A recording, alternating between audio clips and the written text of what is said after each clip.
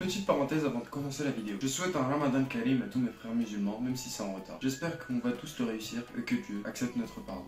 La motivation et la discipline. Deux façons de penser que tout le monde oppose pour voir qui est le plus efficace. Mais je crois que le mieux, c'est de tirer le meilleur des deux. Commençons par voir leurs principes. Salut. Moi c'est Marez et je suis là pour te montrer que le débat discipline vs motivation n'a pas lieu d'être. Abonne-toi et like parce que ça fait toujours plaisir. La discipline, c'est une règle de conduite qu'on impose à soi-même pour atteindre un but, et l'équivalent de la régularité. La motivation est un pic de volonté pour réaliser une chose. C'est assez volatile généralement. C'est l'équivalent de l'inspiration. Alors je me demande pourquoi les gens comparent ces deux états d'esprit si magnifiques et si profonds. Je pense que la question n'est pas qui est le meilleur des deux, mais comment utiliser les deux à son avantage. La motivation, c'est l'inspiration. Quand on est motivé, on progresse beaucoup, mais sur un très court laps de temps. La discipline, c'est la régularité. Quand on est discipliné, on progresse moyennement, mais sur le long terme, qui est en lien direct avec la patience. Allez voir ma vidéo, t'en as fortement besoin. Alors j'imagine le schéma. Le scénario idéal, c'est de faire une progression forte et sur le long terme. Mais soyons réalistes, c'est quasiment pas possible sans un talent inné. Mais tu pourrais apprendre à alterner entre les deux, ce qui est tout de suite, on va pas se le cacher, plus réaliste. C'est pour ça que tu dois découper ton projet en sous-projets, tous indépendants les uns des autres. Comme ça, en cas de retard ou quoi que ce soit d'autre, tu vas pas tout foirer. Comme ça, la discipline, tu peux la mettre sur ton projet et la motivation sur tes sous-projets. Ce conseil, tu peux l'appliquer de partout. C'est comme ça que les plus grands réfléchissent. Comment je sais? T'inquiète. Mais la difficulté, c'est pas les projets ou les sous-projets, c'est la discipline en elle-même. Parce que la discipline,